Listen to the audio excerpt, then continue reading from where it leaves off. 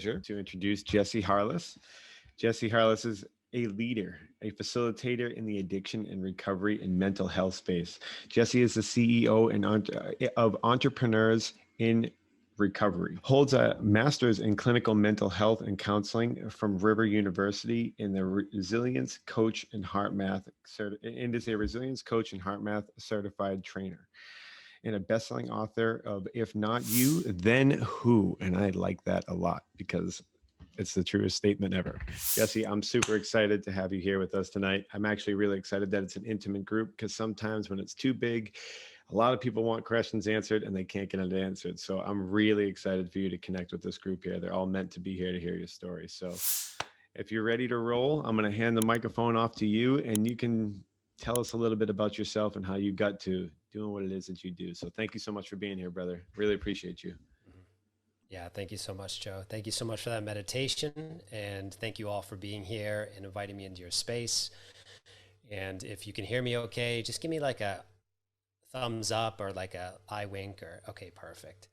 Awesome. Well, I thought a lot about what I was going to bring to this group tonight, and I decided I'm going to do something different. So I think what I'm going to do is just kind of give you the story of how I got to be who I am today, with a little bit of what happened, of course, but really want to dive into what I'm learning and what has transpired really over the last 3 months. And there's a lot that's happened over the last year and 10 years, but certainly what's happened over the last few months. And so I guess I'll just start with, I'm someone who grew up in a family of addiction. My father was an alcoholic, and he also was into drugs. And he, at 4 years old, he relapsed, lost his job at the post office, and he ended up in a car accident, which left him brain damaged permanently. And so, at 4 years old, I lost my dad. And, I didn't understand until 10 years into my recovery the impact that trauma has on a child, and how that moment of that trauma will play out into my adulthood, certainly through my addiction, and certainly throughout my adult life with relationships. Because what happened that time, and when I was 4, is this fear of abandonment started to develop in myself, where I believed that if you loved me, you eventually were going to leave me. I actually felt at some level, unconsciously, that I had caused my dad to leave, which sounds totally insane, but that's what happened. And so this was a very severe change in my behaviors. When my dad passed away, I started to light things on fire. I started to stab couches. I started to do all kinds of really strange behaviors. And then around age 11, my best friend, and I'm really telling the high level of this story, my best friend moved away, and we had done everything together. And me and this, my friend Matt, and he ended up moving away. When he moved away, that trauma of abandonment came back again. And so this time the way I responded was addiction. This time the way I responded was fantasy. I say my first drug was fantasy. What I mean by that is that my first drug, my mom just started to work for a cable company called Media One, which eventually was acquired by AT&T. I grew up in Lowell, Massachusetts. And so Media One was this cable company, and that meant high-speed internet. And for me, that meant high-speed internet games and high-speed internet pornography. So at 11 years old, I found myself diving deep into these worlds, 6 to 8 hours a night. And this impacted every part of my world, my relationships, sports, anything that I was going to pursue. And this went on for about 7, 8 years. So I'm not going to go on with a long backstory, but I wanted to share these. Why am I sharing, of all the stories I could have shared, why am I sharing these moments of trauma, self-abandonment, and these early stages of addiction? I'm sharing that with you because it set the groundwork for my identity and who I thought I was. It set the groundwork for why, when I finally picked up my drug of choice, why I went all in, and why there was nothing going to bring me back. It was all in until obliteration or an arrest would come. And so when I was 18, I went to Plymouth State College, or Plymouth State University as it's called now. And I grew up in Lowell, Mass, and here I am going to Plymouth State University, which is just such a huge contrast growing up alone. By the way, I didn't even go to my prom. I was like a hermit. I did not go to my prom. I didn't have a lot of friends. High school was traumatic, because of my double life, which was fantasy. Yeah, I dabbled in drugs. I dabbled in alcohol a little bit, but it wasn't that. It was really like severe depression, anxiety. There was this underlying pain that I was running from and numbing out. And even today, that's not an uncommon behavior for people, even in recovery, is to numb out our pain. We might not do it with alcohol, but we might do it with controlling and avoiding our feelings. I'll get into that a little later. So I went to Plymouth State, took 17 credits, had a class called Think Intelligently. So I was doomed right from the get-go, and full boatload of credits and short. Let me make this story really short. I flunked every class. I got caught for plagiarism. I got arrested by a state trooper and charged, all within 3 months of going to Plymouth State. So you could say I had a lot of jackpots, and that they let me back a second semester, but I really couldn't pull it together.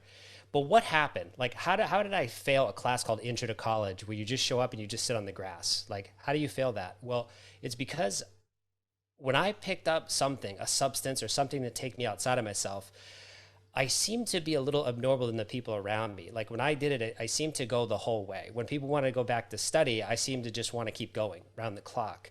And so that was kind of like this theme. And so, so I flunked out of school, and then my dad died about a year later. And even though we didn't have a relationship, that was like, it was almost like I was waiting subconsciously for something to break, something to give. And that was it. As soon as he passed away, all bets were off. I went off the rails. I basically went to Lowell that same night, around Lowell, and I was introduced to cocaine for the first time, and that was my dad's drug of choice. And from that age, 20 to 22, I chased that feeling every single day without exception.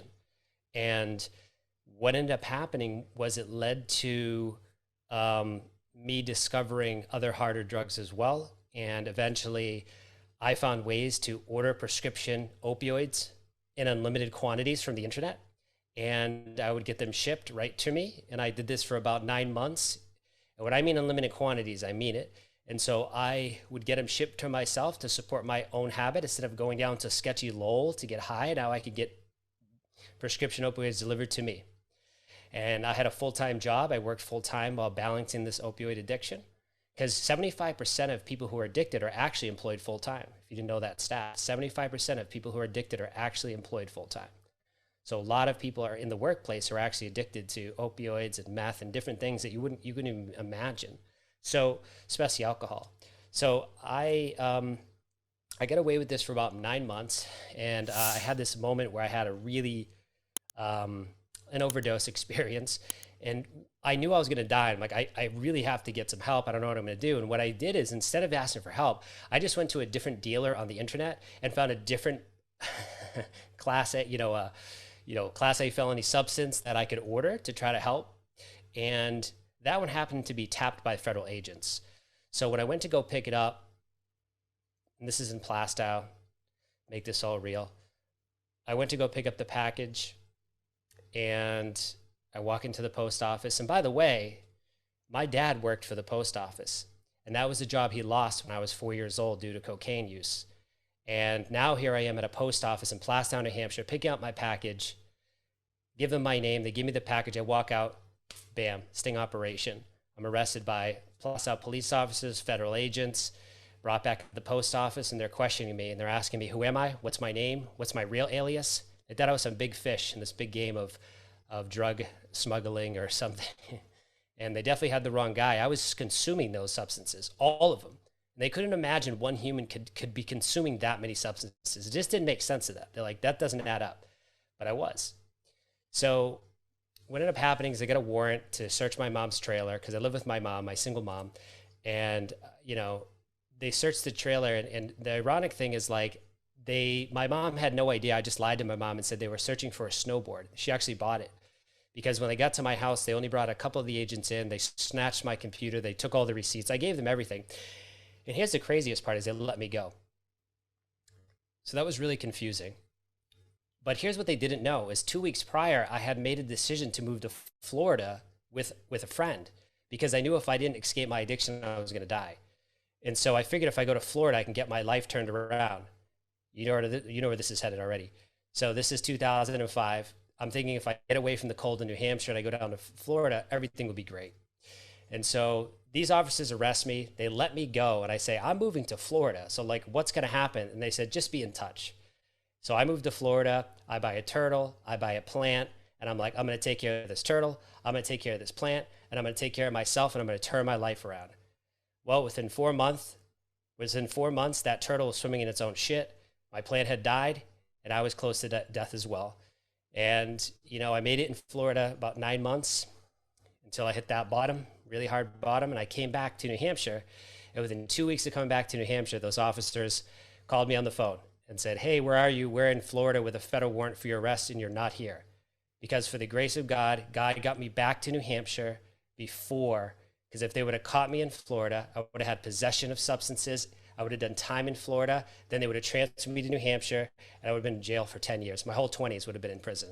Instead, there was a nudge in my intuition. There was a nudge in my heart that said, you need to leave right now. And I left. I came home. They said, don't go anywhere. On December 22nd, 2005, I was arraigned in a federal court in Concord, New Hampshire. I live in Concord now. Never knew anything about Concord until I got arrested and had to go to the federal courthouse here. So in 2005, on December 22nd, 3 days before Christmas, I'm arraigned in a federal court facing 7 years in federal prison. And I'm guilty as F. Yeah, they not only have the possession, they have all the receipts, they have everything. And so for that next year, what I did is I started to like, let me back up. Like, so when I was arrested, their prescription for my recovery was not rehab. It was because I got my full-time job back. So they're like, you're going to work full-time, you're going to go to meetings, and you're going to meet a drug and alcohol counselor, and you're going to keep seeing your mentor. So I had this mentor that I found. I had a mentor. I had a drug and alcohol counselor named Bonnie. I had meetings, and I had a job full-time. No drug court, no rehab, nothing. So that's what I did. And, you know, as I did that, and by the way, I had panic disorder. So has anyone ever faced like panic attacks or panic disorder or severe anxiety? Yeah, I figured that. So panic disorder is no joke. You feel like you're having a stroke. So here I am, 22, facing 7 years in federal prison. My mom is hysterical. I have panic attacks all the time. Life was really challenging that first year. But what I did is I just did the next right thing every day. That was the affirmation I said every single day to myself. Do the next right thing, do the next right thing, do the next right thing. Like, and that's what I did. And what I actually did is I actually journaled every day. That mentor of mine said, buy a journal. And I want you to write down every single day what you're grateful for. And I want you to write down every single day what happened in the day. So I started journaling then, and just going to let you know, I still journal today. It's been 15 years, and I've been doing it for 15 years. I'm not better than any of you. I'm not better or worse. I've been journaling for 15 years, and I can tell you it's one of the greatest gifts that I had ever been given. And it's just taken 5 minutes for yourself. And so I started journaling. I started repeating affirmations because of the panic attacks. I didn't understand why I was having them. So I would actually repeat affirmations out loud into my mind all day long. I would just repeat affirmations because I thought I could trick my brain. I didn't know how to stop the panic attack. So I did affirmations, I journaled, I went to meetings, I talked to this mentor, and I had this drug and alcohol counselor. Well, I didn't end up going to prison. So for the grace of God, I didn't go to prison. And I got to thank this judge recently. And I recently wrote a book called If Not You, Then Who? And in this book, I actually put in the book the response from the judge. You can't contact a federal judge after you've been charged, because I did get charged. I just didn't go to prison. And I caught felonies for that charge, federal felonies. So in the book, I talk about this response from the judge. I actually had a lawyer who came into my life 2 years ago who lost his son to overdose. And when he heard my story, he said, I can get in touch with that judge. Do you want to say anything to him? And I said, yeah, I want to thank him for helping me not to spend my 20s in prison. And so that judge actually responded, and I put that in my book. And these are moments that we all have that we might skip through. You know, we might share these in basements. We might share them with our friends, but like, we need to remember these for ourselves. Our story matters. Our story is powerful. Our story can actually keep us alive. And so knowing these moments and going back through my story is how I actually wrote this newest book called If Not You, Then Who? Is I went back into my life and I thought of all these moments that were synchronicities, There were moments where I trusted my intuition and moments when I didn't trust my intuition. It all comes down to me trusting my intuition or not trusting my intuition. All of my poor decisions. Yes, substances and alcohol, yes, that played a role for sure, but that was just me numbing my soul out. I was just numbing my soul. I was numbing my empath sensitive qualities. My whole life, people said oh, you're so shy, you're so shy. I had a million things to say.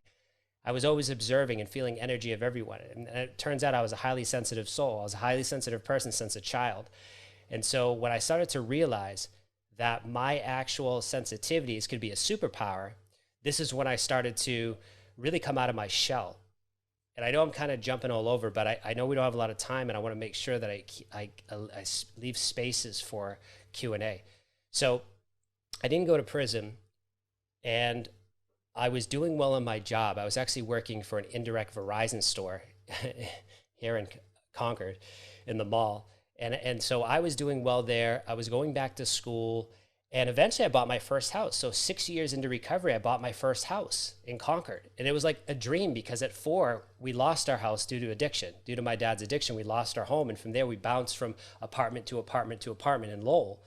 And so when I got to buy this first house at 6 years in recovery, it meant the world to me, because I was told that I'm an addict, I'm a felon, you're never going to be able to do anything, you're never going to get a job.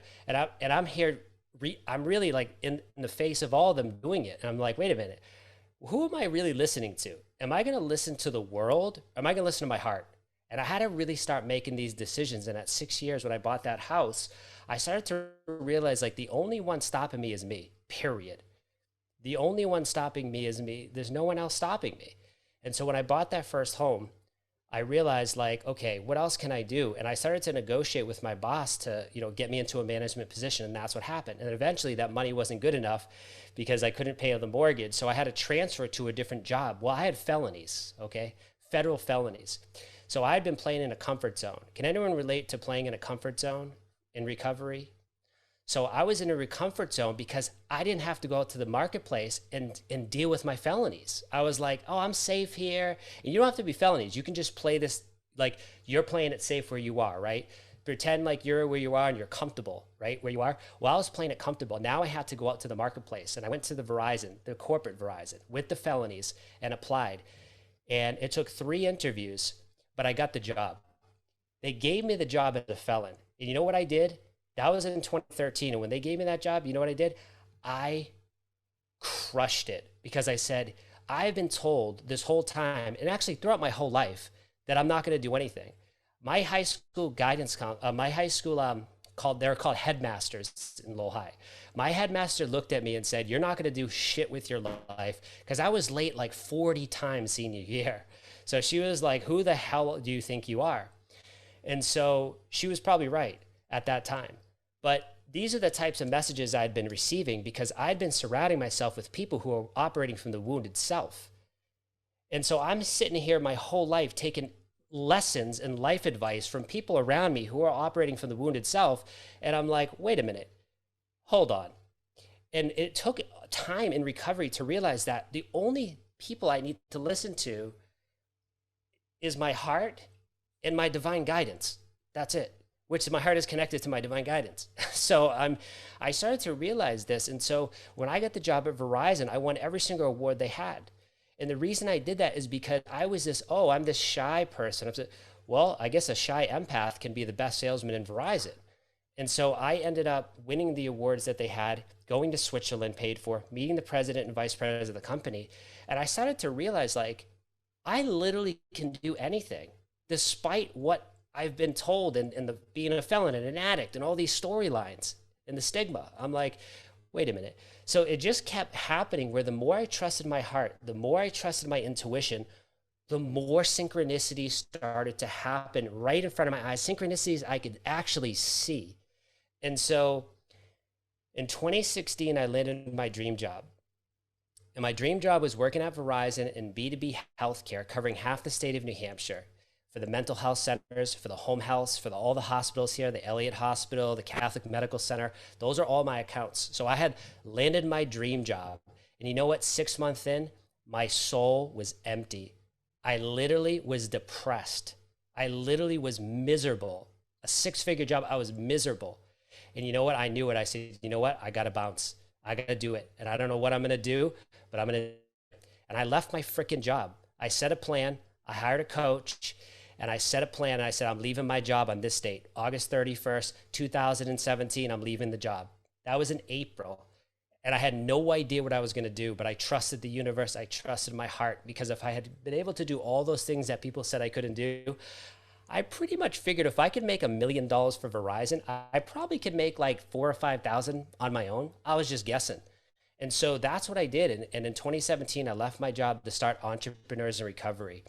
And what the idea of that was just to study people who are in recovery, who are entrepreneurs. And turns out there's like thousands of us, thousands of entrepreneurs in recovery.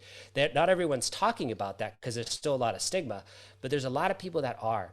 And one of the first people I started to model after was Joe Polish. Joe Polish is an entrepreneur who started Genius Recovery and Genius Network. So I started to reach out to people like this to get mentored by them. Because if I was going to get mentored by anyone, I felt safe, right? It's all about feeling safe. And I felt safe with going to people who had been in recovery, who were still in recovery, who are starting businesses. So, you know, I'm going to kind of wrap it up here, but I just want to share that I followed my internal compass. And I also, believe it or not, followed my fears. Fear has such a negative connotation. And I want to fix that, because fear is not only false evidence appearing real, it's face everything and rise. Because what's in the way oftentimes is the way. What's in the way is the way. So don't think that when there's an obstacle that it's like, oh, it's just me and this is now, maybe I need to pivot. No, maybe you need to go through it. Maybe you need to face the fear. And that's what I started to realize, that fear could actually be a compass. And so I started to run at my fears, because as I ran towards my fears, I realized a lot of them were just an illusion. I think, what's the stat? 90% of the things we worry about never happen. So I really started to embrace this. And so as I was on my own with no guidance other than a coach that supported me and some friends in recovery that were like, you got it, bro. We know you can do it. I was into the unknown. And I can tell you, it's 2021. I'm still here. I'm still on my own as a solo entrepreneur. It's still working out great. There's a whole story I could have came on here and told you just about entrepreneur and recovery. Just being an entrepreneur in recovery is a whole separate session we'll have to do at one time. But I just wanted to share with you that I've just finished my second book. People told me I couldn't do it too. Oh, you can't, you're not an author. You can't do this. And I convinced myself I couldn't do it. And I did it anyways. And I'm not doing this. I'm not better than you. In fact, you guys are probably better speakers and better writers than me, certainly more artistic. And I did it anyway. So the first book I wrote was about cold showers, and it's so absurd it sounds, but cold showers really helped me to relieve my anxiety. Like, that anxiety at 10 years old was preventing me from going to shop and save. I couldn't leave my house sometimes because this unreasonable anxiety would show up, and I'm like, I can't even leave my house. So I discovered this cold therapy and the deep breathing, the breath work, and it helped me to overcome my anxiety and has never returned. And when I say anxiety, I mean severe anxiety. Anxiety is normal. Everyone has anxiety, but I mean severe anxiety. I couldn't leave the house. So that book I wrote, and then this last book, If Not You Then Who, was my story. I wrote this book because people in recovery love stories. And I said, I'm going to do what the hell I want. You know what people told me? Oh, you should write a memoir. Oh, you should write a self-help book. You should do this and you should do that. And publishers only like this. You know what I did? I said, I tuned it all out and I said, what does my heart think? Oh, my heart says to write a hybrid, to write a book that has my whole story and a recovery toolkit. And that was very unpopular. And you know what? I did it anyways. So I wrote a book, which is a memoir and a self-help book built in. So the half of the book is my story in detail. And then, and I put as many stories I thought were relevant. And then the second half of my book is a fears recovery toolkit. I literally called my toolkit fears: focus, elevate, appreciate, resilience, self-care. Because I believe in between each one of those words that I'm just shared with you, focus is focus on your purpose, focus on your recovery, build your recovery team. You are the average of the 5 people you spend the most time with. So make sure you're really spending time with who those 5 people are. It's a matter of life and death for some of us. So I surrounded myself with people who are people in recovery who are entrepreneurs. And so Those were my 5 because that's what I did at the time. In the beginning, it was my probation officer, my brother, my mother, my temporary sponsor, and probably my dog, right? That was my recovery team in the first year. So eventually it became people that I needed to surround myself to just keep elevating my life, which is the second thing, elevate your recovery. How am I doing on time? Am I coming up on the time here? I'm good. Okay. So is this helpful what I'm saying right now? Helpful? Absolutely. Okay. Absolutely. So, okay, cool. Well, I'm going to just give you the high level of this toolkit. So elevate your recovery is really like what it sounds like. How do I elevate my life? Well, read 5 pages every single day from a book that inspires you towards your purpose. Because remember, in the first step is focus on your recovery, which is focus on your recovery, right? That could be sobriety for some people. That could mean different things for different people. But focus on your recovery, build your recovery team, focus on your purpose. And in the book, I have a process that was given to me by Jack Canfield, and it's to how to develop a purpose statement. My purpose statement is this. My purpose is to use my passion, authenticity, and intuition to help others to genuinely express their unique stories and strengths in a loving and powerful way. That's my purpose. But you can have your own purpose statement. It's easy to do it. That's just what I wrote for my purpose. And it literally is my purpose because I do help facilitate conversations where people feel safe and then they can share and then they can elevate. So elevate your recovery is about watching YouTube videos, listening to podcasts, listening to documentaries. It's finding your 3 to 5 mentors that inspire you. By the end of your life, you might have 100 mentors. So 3 to 5 mentors that inspire you to learn from them and add value to them.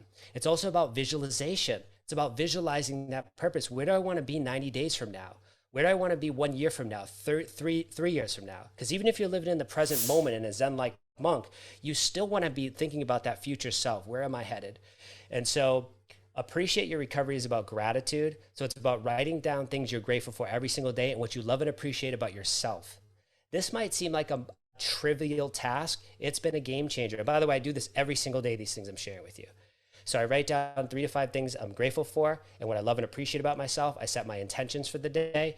So appreciate your recovery is also about forgiveness. I'm not going to get into that, but I have a forgiveness practice in the book. It's also about appreciating your story. Your story matters. So in the book, I talk about how do we express our story and how do we use that as a force for good? How do we use it to not only help other people find recovery, but also to help us as a business person, as someone using our story to elevate us. So resilience to recovery is about using I truly believe resilience is the #1 attribute of people in addiction recovery and mental health recovery. Resilience is #1. We are the most resilient people on the planet. Some of the most resilient people. The people in addiction and mental health recovery, some of the most resilient people on the planet. So resilience and recovery is about getting out of your comfort zone. I don't want to take a cold shower. Well, do it anyways. Are you stuck? Do you need to get motivated? Do you need to get that 7-day challenge started? Take the cold shower. Like, whatever it is for you, but getting out of your comfort zone. It's also, so it is about setting intentions and goals, but it's also about this. It's about trusting the synchronicities.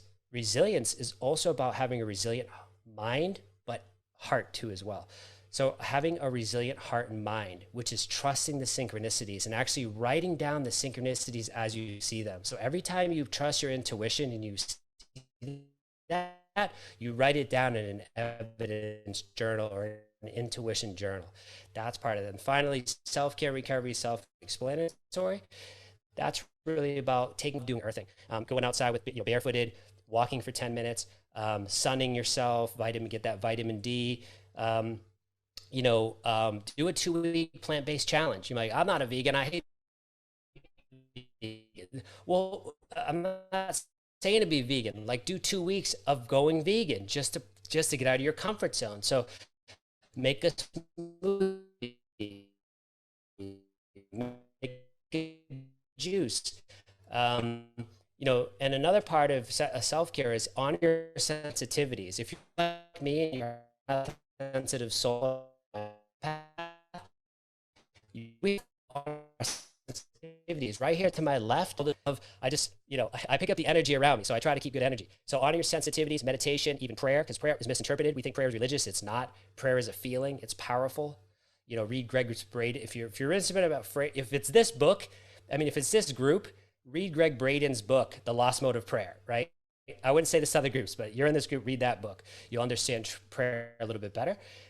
I'm going to stop there. I just went on a rant, but I wanted to just share with you like where my life was, where I'm headed, and this toolkit that's in the book. Maybe that was helpful. That's what I felt like could be helpful. So I'm gonna turn it over to Joe, and Damn.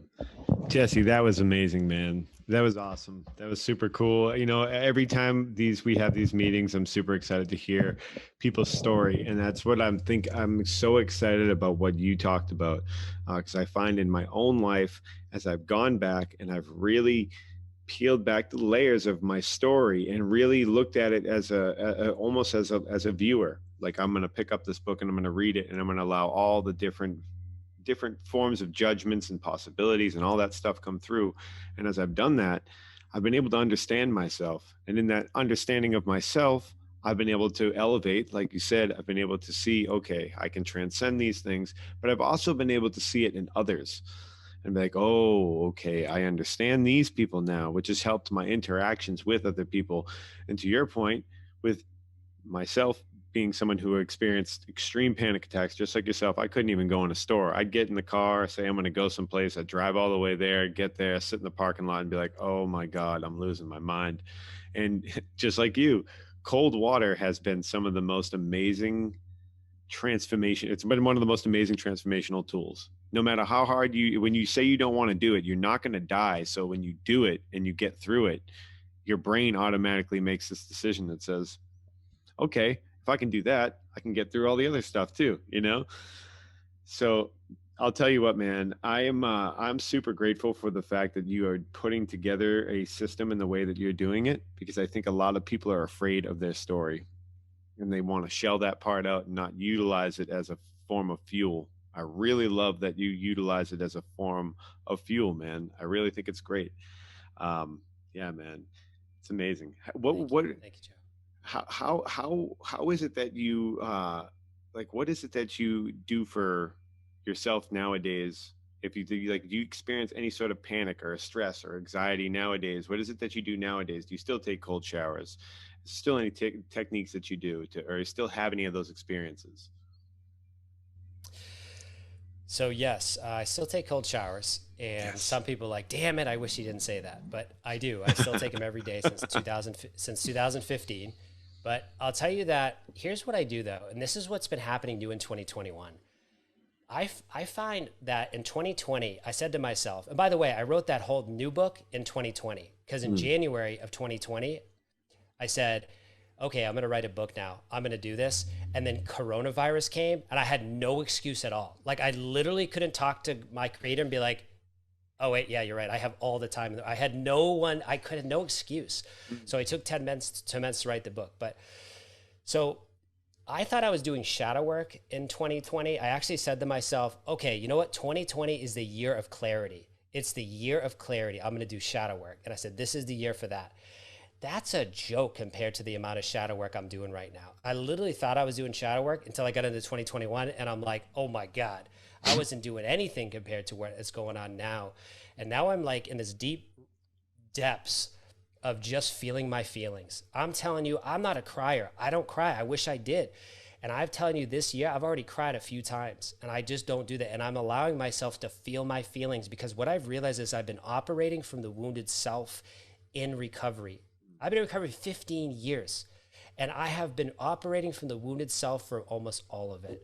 And I started to realize that there's ways that I can sit with my feelings, take responsibility, willing to feel the pain and sit in that. And it's something I've avoided the entire recovery process. So that's the new stuff I'm doing now. And I'm not doing it alone. So I'm not saying that when you start to do this deeper shadow work, you start to do it alone. I'm doing it with a friend of mine who's on my recovery team. Not all my friends are doing this because it's too deep. They're like, I have kids, I have a family, I can't be doing that. But, you know, where is the world going right now? It's such a weird place right now, right? The world, the earth, it's such a strange place to be. So I don't think there's a better time ever than to start to clear this stuff out and to start to get clear. So that's what I'm doing today. I'm really learning to take responsibility for my feelings, and I'm willing to feel the pain. I love that, man. And I like that you use journaling to do that, because for myself, that's been extremely transformational to be able to, like, it seems to be able to really get it out of the washing machine, and you can organize all these thoughts into a piece that allows you to like witness your life in a much better way than trying to do it just upstairs. So I love all the techniques that you have to do these things of being able to pull yourself out of that vortex of like the wounded self. And that's such a, you're so right. It's so interesting that you're saying this, because in my own life experiences that I won't get into stories, when you see people who operate from that wounded self, it's almost like watching an adult child that just is, you know, they put on this, they, from the outside they look like an adult, but on the inside you can see their childish behavior in moments that their that self, that wounded self, is triggered. And it's really interesting, like yourself, where is the world headed? And I think a lot of people right now would do themselves a really good service, and the world a good service, to do the kind of deep work that you are doing. Because once people see that wounded self in themselves, they can turn it off and get back to that soul self. And like to you, to your point, I think it's really hard for some people in that wounded self to get that ability to be able to go, let me listen to my heart right now. It's hard when you're deep in that wounded self, but when you can point, oh, I have a wounded self, that alone right there starts to get you to step out of it. And then you can start understanding to listen to that heart. So it's absolutely amazing, man. I'm grateful as all get out, and I love that you use journaling. I'm going to open up to everybody else because I could probably talk to you forever. So if anybody else has questions, you can either raise. It would be very helpful for me if you raise your virtual hand, because I don't have the ability to see everybody except for Jesse. So if you do your virtual hand, I will be able to see that. There you go, Gina. I'm going to unmute you. Perfect. Shit. Hello. Hi. I don't even know if I have a specific question. I just need to tell you, like, I relate to your story and everything. I had a smile on my face during like everything, because like everything you said just like spoke to me. Um, I'm a- I'm not almost 9 months into recovery, and well, I guess I'll like bring up the fact that you just said you've been running on wounded self. Is that how you put it? Yeah. Running on wounded self. And I love that you said like you're starting to realize that it's more than that. Like I'm trying to think of how I wanted to put this. Like, I don't know if this is the same thing, but like I suffer with depression, I suffer with anxiety, and I'm very like I've always been very attached to that part of me. Like I am a depressed person. I am anxious. I like that's who I am. Like that's who I've always been. That's one of the reasons I turned to drugs. And like the day I woke up and like said to myself like um instead of I am depressed, it's more like I have felt depressed in the past. Like I have suffered with depression, but that's not who I am, and that doesn't need to be my purpose. Like has like it's almost like my doors have opened up to like so much more opportunity, not just like opportunities like jobs and like where I go in life, but like my healing opportunities, if that makes any Oh yeah. sense. Oh yeah. um and I don't know if that's the same thing, but like that's what it just reminded me of.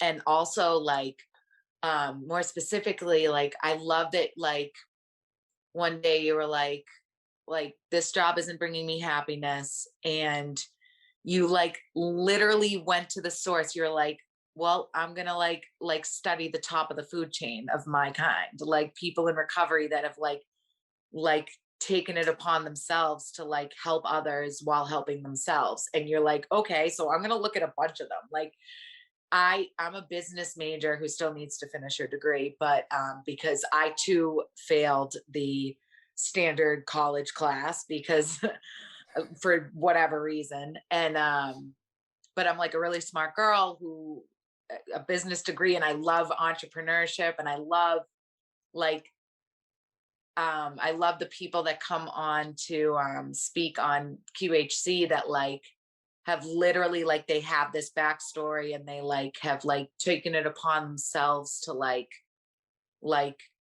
listen to their heart and their soul and like use that power to help others and like to speak to people like me. And I hope to do that too. So I think it's like really cool that you literally were like, okay, like like if I can't, like if this isn't bringing me happiness, my dream job, like then I'm going to find from like the best source what's going to bring me happiness. Like, so I don't know if I'm saying what I want to say, but like, I just like your story is awesome. It's so funny. I literally, it was like 3 of 8 and I'm like, oh shit, who's even coming on tonight? Like I wasn't even going to come on tonight. And I'm like, so happy I'm here. I'm so happy. I'm somebody, Joe. And I'm somebody that's like, sorry, I won't like babble on forever, but like right now I'm 9 months in. I don't have a job. I've done like my spiritual journey has like been so amazing since that for this time around. Like I'm growing in so many ways, but like I get stuck on like I'm still looking for a job. Like I'm afraid, like I want to do something I'm passionate about. Like, and I need to hear the success stories. And I also need to hear that like it like I don't need to be working for this certain company making this certain amount of money to be successful. Like happiness is like I can find that middle ground. And I can also do it like and help others. And like that's I don't know. I'll totally be buying your book. But yeah, and cold showers rock. Cool. Cold showers are awesome. I hope I have to do those forever. Yeah. But I'll stop rambling. I just like really enjoyed listening to you and I'm really glad I was here tonight. So thank you for coming and talking to us. Yeah, thank you. Hell yeah, Gina. I'm just going to comment. Let me just comment real quick. Absolutely. What you said about anxiety. When I reframed my anxiety from being something that was like internal that I literally could never get over because I've had since I was 10, when I reframed it like you did and I said, you know what, this is just energy. This is just energy. And I just got to redirect this energy somehow. Creator, how can I do that? And it's like, how can I just because I had tried medication for 7 years. I'd done it all. And I said, how can I just redirect this energy? And when that paradigm shifted in my head, that was the start of when it came on. I was like, oh, this is just energy. I don't know where this is coming from. It changed everything. And those are the different conversations I started to have. So thank you for sharing that. Yes, you're welcome. Thank you. Heck yeah. Love that. You know, it's like it's almost like anxiety can be we can get addicted to that we can get addicted to being that which is, you know. I've said many times that anger and some of my personality traits that I so call myself as my identity, it's Joe. You get addicted to them, and even when you know that it will make you better, you're like, it's me. You know, and you just do it anyway, and it's really foolish sometimes. So yeah, it's cool to see that separation. Anybody else that's got an awesome question, because these questions are good, that inspired a bunch of thoughts in me. So anytime anybody asks anything, even if you think your question might not help, it'll probably help somebody else. So don't hesitate to ask, for sure. Like I said, I can't really see your hand, so definitely try raising your virtual hand, which you can do if you're on a computer. I'm only able to tell you how to do this on a computer because I'm not on a phone. But it should be where the reactions are, to the right-hand side, down on the bottom of your screen, and there's a little raise your hand button there. So I think Margaret might. Yeah, Margaret's. Boom! There we go. All right, I got you. All right. So it's not so much a question, but I just wanted to say thank you so much for sharing your story, because that was probably one of my favorite meetings that I've come to so far. Just listening to you talk about your story and how far you've come, and your childhood and everything was just, it was amazing. And I have somebody in my life that they are a wounded child, and they cover it with like a big tough exterior and alcohol. So hearing you talk about how you kind of hit that bottom and were able to recognize things about yourself and kind of bring yourself back up, and get to this amazing point just is really helpful because it's possible. So I just wanted to say thank you so much. And also, as you and Gina said, cold showers rock. So thank you. Wow, these are my people here. You guys are my people. Clearly, that's amazing. Thank you so much, Margaret. I really appreciate you Thank sharing. you. Thank you, Margaret. That was awesome. You know, it's funny that when that I hear you say put on a tough exterior and you know use alcohol, like myself included. I actually had a girl when I was at work. She asked me, she's like, "Hey, were you ever an asshole?" And like it took me way back. Like I was like, "Oh God, why would you ask me that question?" And she's like, "I don't know." She's just like, "You just like you look like you know you get like the tough guy asshole thing." And I was like, No." And I was like, "It's funny that you say that." And this is why this is cool that we're talking about this, Jesse, is because this is something I realized about myself through going through my own story. That at a point I remember a point in time that I had realized in my life that tough guys don't get picked on. Even if they don't pick on people, tough guys don't get picked on. So if you look like a big tough guy, you don't have to be like, you don't have to pick on people, be an asshole, but you won't get picked on. So I had like identity rolled. I was like, okay, I'm going to just look like a big tough guy. And I started trying to get real jacked, and I tried to look real mean. And I remember this girl when I was younger that it's now still a friend saying, the first time I met you, I thought you were going to be an asshole. And it's so funny. That theme has come up twice in my life. She's like, I thought you were going to be an asshole. And you weren't. And it's like, oh my God, I painted the picture to scare people away and make them afraid of me. And in turn, what they didn't realize is I was scared to death of them. And my anxiety was rampant back then too. And I was really trying to be a super tough guy. And it's when I really let my guard down and realized that, like, to Margaret's point, is that like that person that you know, especially if it's a man, I've now seen myself because I've dropped that shadow of myself. I've now seen so many men that I was once intimidated by because of their ability to really stand like a type A, really like staunch male that's like, you know, tough guy male. I was afraid of them, and now I can see it. Like I can see, oh my goodness gracious, you pull a thing, man. You're just like a hurting little boy in there trying to like make sure you don't get hurt. And now that I see that stuff, man, it shifts. It's a total perspective shift on like every human being I know. It's amazing, actually. Yeah, absolutely. Yeah, I mean, I can relate completely to that because I was the opposite spectrum of that, right? I was the receiving end of the bully, and so you know now today I realize that this person's operating from their wounded self. Like I get it. Like this person's just covering up for the abuse they experienced as a child, Mhm. and so okay, and like today I have forgiveness, and I have, you know, if you work on a 4-step, if you ever went through the steps, you start to see some of that stuff, but you don't go all the way a lot of times. You just see like, this is a resentment I have. But when I really started doing the deeper work, I realized like, oh my God, like I actually feel bad for Ronnie, who was a bully when I was on the lacrosse team. Like that dude is and I actually know what he's doing right now too. And I'm like, wow, he's really struggling. So like I can have compassion for that. Where if I wasn't working on myself, it would have just be resentment still. It wouldn't be unforgiveness. And I'd be operating from the wounded self more. But you know, so thank you for sharing that, because that's a really helpful message for sure. That's epic. That's epic. And so that, I mean, I don't mean to keep talking. If anybody else raises your hand while I'm talking, I'll definitely call on you. But I think that this relates. And if you still got time, Jesse, to hang for a little bit longer, I don't mind, you know, mind hearing a quick I do. resemblance of that. So it's funny that you say that, because I actually got really picked on, like really picked on. And I think that that's why I shifted that identity to go, okay, listen, I'm just going to look tough.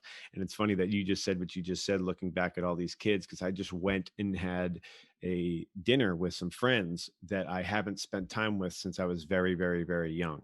And now that we're older, we got families, we've reconnected via Facebook, and through this whole Corona thing, a lot of new connections of old have like come back to fruition. And we went out for this lunch, or dinner rather, and it was so interesting listening to these guys talk about these. They didn't know it, but I knew it as wounds. I was just listening to them, and I'm like, oh my God, man, you guys are holding on to stuff that have happened since we were in high school. and you're like, it's fuel to your sadness fire, and and I can see it, and I can see how it allows you to be like this kind of tough guy and put on this edge that's not really real, because I can almost see the other person in you that really got frustrated by it. And it really blew my mind that I'm like, because I'm thinking back to like the people who picked on me, and it's interesting. Yeah, you look at them now and you go, whoa, damn. I feel bad. You almost want to sell it like, hey man, you don't have to be like this. Like, you don't have to experience this.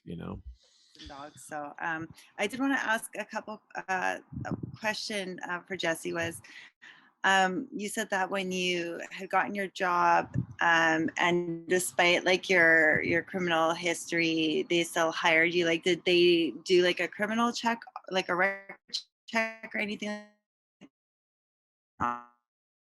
Like,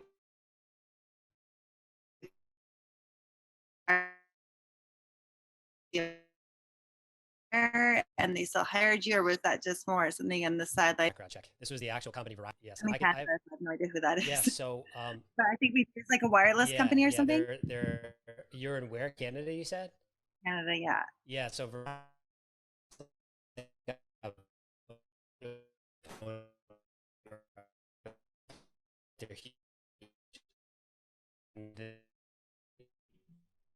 they definitely have your arrest, right? And so put it on there, and I didn't have time with the process was tedious. They kept asking me, "Oh, you went to school, by the way," and I went back to school for myself to graduate with a master's of counseling. All the at the time at Verizon, but that I had a bad process. They were like, "Oh, good for you. You got your batches." And they're like, "Let's talk about your felonies." Yeah. Every single one of the HR team, every time they talked to me, the human resources team, they said, "Let's talk about these felonies." So I had to literally share my story in a way that would freak them out, so that I could explain to them why I chose to do what I did. And it was 4 interviews. I got the job.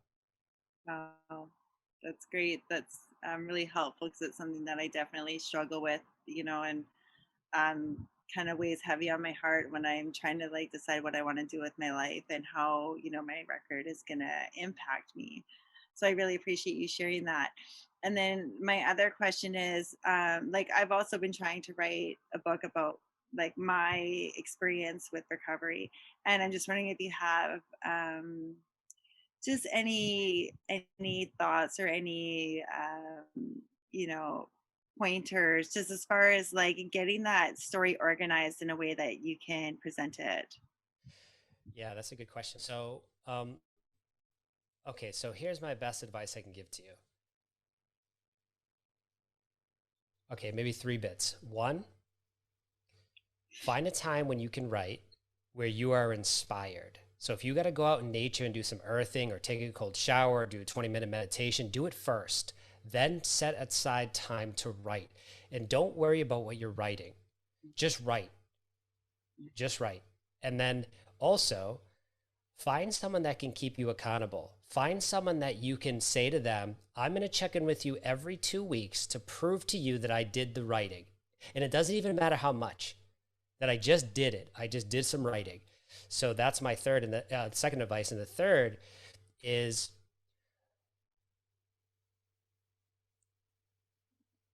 well, it's kind of related to the first. Write for 7 minutes minimum every time. 7 minutes minimum. So just make sure, even if you're stuck and you don't know what to write, just write for 7 minutes. Even if the whole time for the 7 minutes, you're just writing shit. At least you're writing something for 7 minutes. That's going to get you into that mode of the right brain, and you're going to start to tune in and be like, all right, maybe I will write some stuff. So just, that's kind of the high level of what I'd recommend. Hopefully that was helpful. One more question on that, if you don't mind, is did you like break down how you wanted to put your story together into chapters and then like work on it like chapter by chapter, or did you just kind of bounce back and forth? Like, what worked for you there? So the first thing I did is I did a heart map. Some people call it a mind map. I now call it a heart map. So what you do is you map out exactly what you want this book to look like. It doesn't have to be perfect. Just be like, okay, here's my intro. Here's chapter 1's my story. Chapter 2 is the shit show. Chapter 3 is how I found recovery. Chapter 4 is the introduction to maybe helping others. Chapter 5. So do that for your 10 chapters or 12 chapters. So do that mind map first and really do it after a meditation and spend 20 to 30 minutes on the mind map. So mind map it out, all your chapters. Doesn't have to be perfect. You don't even need the correct names of the chapters. Just map them out. And then from there, then start to write inside each of those chapters. So you can bring up a Word document and go, okay, chapter 3. And then just, so it doesn't have to be sequential, because some of my chapters, like chapter 7, I was more inspired to write about than chapter 4. So I'd write that one on any given day. So you don't have to write it in sequential order. It was just telling my story. When I told the story part, that was really being more sequential. But when I started to get to the recovery toolkit, oh, by the way, too, I would actually, after you mind map and everything, every day in your intentions, when you wake up, set your intentions to say, what can I add to my book today? Just ask the universe. And then throughout the day, what's going to happen is you're going to see a quote, you're going to talk to a friend, and they're going to say something, and you go, oh my God, that'd be good. Save them into a phone calendar or Apple Notes or whatever notes you have, and start saving those little nuggets and put it in your book. And later on, you're going to come back and be like, oh yeah, that was a good one. And that's going to inspire you to write about it. Thank you so much. That was such a generous answer. I really appreciate it. You're welcome. Yeah, great question. And write your book, please. We need your story. There's, I don't know if you know this, 90,000 people overdose in the last year. So we have never been in a place that we are today, ever. So please write your story. Please share your message and get out there. Mel, thank you so much. Thank you so much. I'm so sorry that I disappeared there for a second, y'all. I told you the internet's not that great here. So, yeah, Jesse, this is, as you can see, this is very inspiring for other people. And for myself, actually, you know, I've always thought about writing a book. And one of the biggest things that I've always had an issue with is thinking about how I would do just what she just asked. Is how am I going to organize this crazy brain into a story that people can read? And that was a wonderful way to really break down the process and do it in a way that is manageable. I think that would be awesome. Thank you, Mel. I will do it because I write in a journal. Journaling's been a lifesaver for me. And I feel like I could do that same thing now with, like you said, that heart map really kind of puts a framework to be able to say, okay, cool. Yeah. Not only am I writing today, but like there not even a framework or a limitation, but there's a direction. There's like some structure into the thought process, and it can inspire things. So that was really cool. It's a great idea. Love that. Love that. Oh, is anybody else? Let's see if anybody else has any questions. I got to check in the thing. See, that's a great call. Yeah, she says that's was it paint? I'm not sure how you say that name. Is it Pema or Pema? Pema Chodron. Pema Chodron. Yeah, she's a Buddhist nun and a really good writer. And she takes her, she basically just takes all of her journals and gives them to her like writing crew, and they write her books from her journals. Wow. So if you've got lots of journals to go through, that's a lot of inspiration for you to work from. Oh my goodness. I do have a lot of journals to go through. That's interesting. I'll have to try that. Yeah, I just want to share this too, by the way. If anyone wants to get the framework of my journaling that I do every day, just give me your, here, I'll just put my email in the chat here and just email me. I'll send you my journal it's a journal template of how I journal now. Now, obviously it's evolved over the 15 years. So don't worry if it doesn't have to be perfect, but I'm just going to give you a framework of what I do every day. So here. That's awesome. That's the email. So just send me that. I'll send you that journal template. Actually, this is a perfect time to ask you this too, Jesse. How can anybody else contact you if they wanted to talk to you more or learn about your programs and all the stuff that you're doing? Do you have Facebook pages, Instagrams, that type of stuff? Yeah, just hit me up on Instagram, Jesse Harless 222 on Instagram, and send me a private message, and I always respond to everyone. So hit me up there if you have any questions. I'm happy to help anyone. Just reach out. Beautiful. Well, if no one else has any questions, I think this was a phenomenal evening. I'm really grateful for you, Jesse. I really am, man. I'm grateful for people who get out of their own way. And like you said to Mel, and Mel has said to me, that like people need stories, because in some weird way you connect with somebody's story, and it can literally turn the switch on that's needed to just click you in that other direction. And that's happened for me many times via podcast, YouTube's, just like you said, Jesse, podcasts, YouTube channels, documentaries, all that stuff.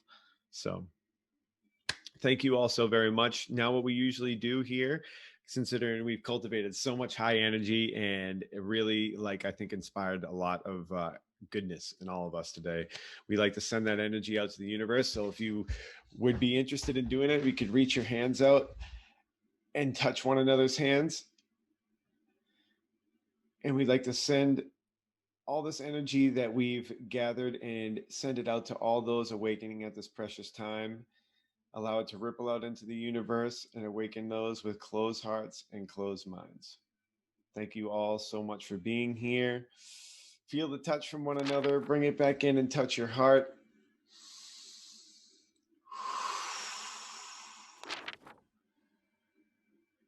I'm so grateful for every single one of you. Thank you all so much. And Jesse, thank you, Harless. Thank you, bro. Thank you. Thank you all. Thank you. See you later. Much love, all. Have a good evening.